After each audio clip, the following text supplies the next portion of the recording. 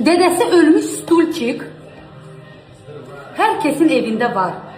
Девочкalar, kimler ki yeni ana olublar, kimler ki qarınçıqdan azad olmaq istəyirlər. Bugün sizler için süper hərəkətlər paylaşıram. Hər hərəkəti bir dəqiqədən eləyirsiniz. Hər hərəkəti 4 set eləyirsiniz. Yəni 4 set o deməkdir ki 4 krug. Və hər gün hafta sonları istirahat eləyə bilərsiniz.